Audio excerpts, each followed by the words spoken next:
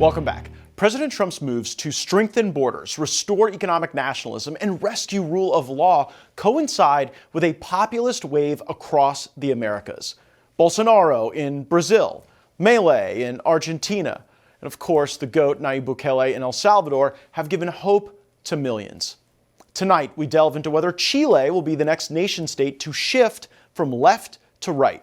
Chile's current government assumed office 3 years ago, and they're avowedly socialist. To defeat the siren song of socialism in Latin America, great leaders must emerge. In Chile, that leader might just be Johannes Kaiser. He's in their Congress now, and though his own party functionally expelled him, he's developing quite the following. Kaiser is popular on social media, particularly YouTube, where he has expressed strong conservative viewpoints and libertarian tendencies. He's energized a young, anti-established, liberty-leaning audience frustrated with Chile's traditional political elites and their progressive reforms. Much like in the United States, Chile's Congress has to endure a man cosplaying as a woman under the fiction of trans identity. During a YouTube podcast, Kaiser joked about having to share bathrooms with a man who calls himself Amelia Schneider. Pero ¿sabes cuál va a ser la gracia? Tú vas a tener que compartir baño con Emilia Schneider. This clip resulted in backlash in Chile and adoration from our program. Member of the Chilean Chamber of Deputies, Johannes Kaiser, joins us now. Congressman, I want to start just orienting the American people to Chilean politics. What should Americans know about the goals of the ruling party in Chile today? Oh, I think they're trying to survive their own incompetence. But to be very serious, I think our government now is trying to connect us more to Asia. There have been a lot of declarations over the United States that makes us take distance to our neighbor in the north. And this is complicating our relations to the United States of America. What would you change most if you were the president of Chile? Oh, lowering taxes is one thing we want to do. Of course, we're complicated now with tariffs that President Trump has put onto the whole world. So we have to look and negotiate with the United States to get a better deal. And we will take our distance to international organizations that are jeopardizing our independence and our democratic system. There's some things we have to do. Controlling our border is a problem we share with the United States, and the control of the criminality that has come with the mass migration is also a challenge we have to address. So, as you see, we have some problems in common with the United States. I'm interested in your how you would approach a negotiation over trade and tariffs. If you were the president of Chile, would you approach that discussion with a perspective to maybe lower some of the barriers to entry for U.S. goods so that there would be less, there would be more equal trade and it would not be subject to tariffs on either side? I understand that tariffs are always a tax on their own population. Okay, that means that Chileans are paying more for importing American goods. That's not a good business for us. So by getting along with the United States and lowering our barriers of entrance, we are serving not only the international trade, we're serving our own citizens. I think this will be really a win-win situation from our point of view. And from the point of view of our citizens, if we are able to get to a good agreement with the actual U.S. government.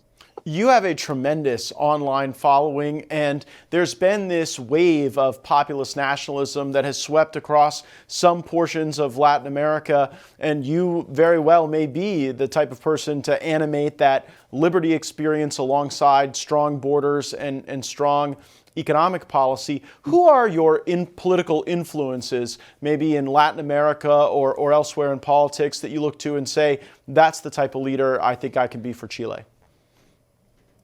Oh, I would love to be like Ronald Reagan for the Chile. So, as you see, I have some big American fellows as role models. Thomas Jefferson too, and of course we have our own political leaders in the past who made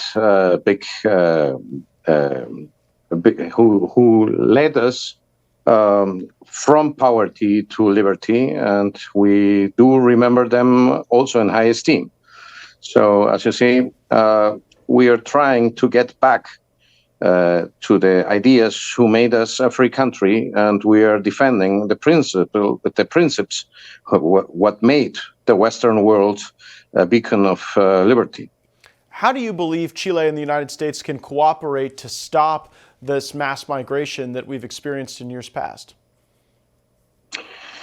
In my opinion, and there are some studies from the Pentagon written over this, mass migration has been a weapon. Has been used as it's called the weapon of mass migration, and it was intentionally released over our continent to destabilize most of Latin American countries by Venezuela and Cuba. So we have to address at some point that we have cancer in our midst, and we have to think seriously about the roads that can lead to free both countries, three countries, if we take also Nicaragua into account.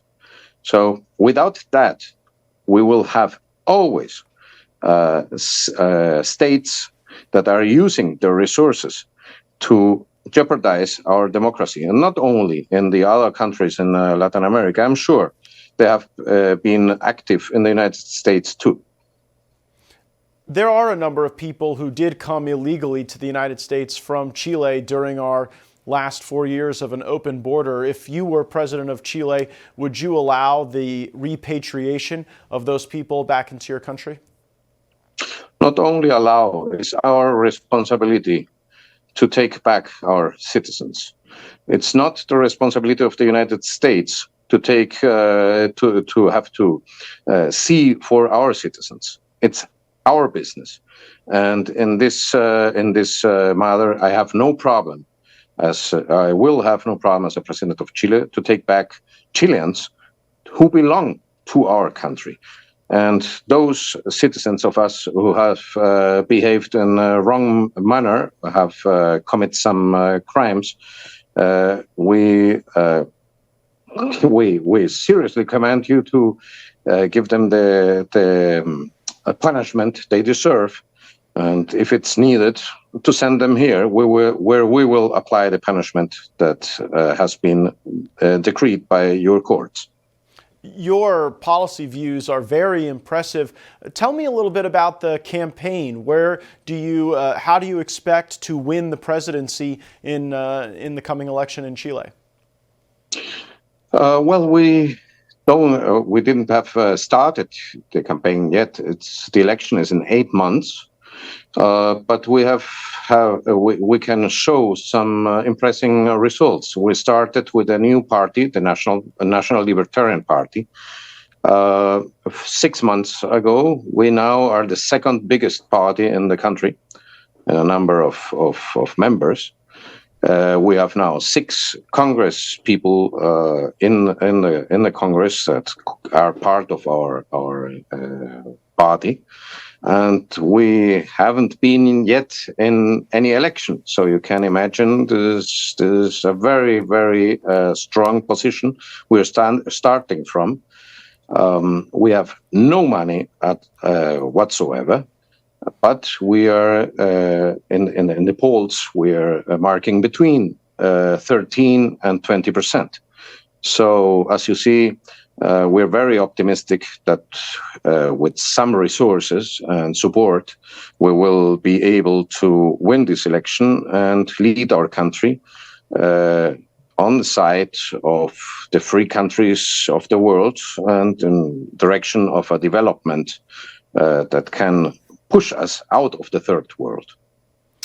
Member of the Chilean Chamber of Deputies, and very exciting prospects as a potential presidential candidate and potential president of Chile, Johannes Kaiser. Thank you so much for joining us on the program and sharing your vision. Thank you very much for the invitation, and I wish you all good things in the United States. Thank you so much. We're watching with a lot of attention what you're doing now. Well, thank you. We very much appreciate that. Stay safe on the trail.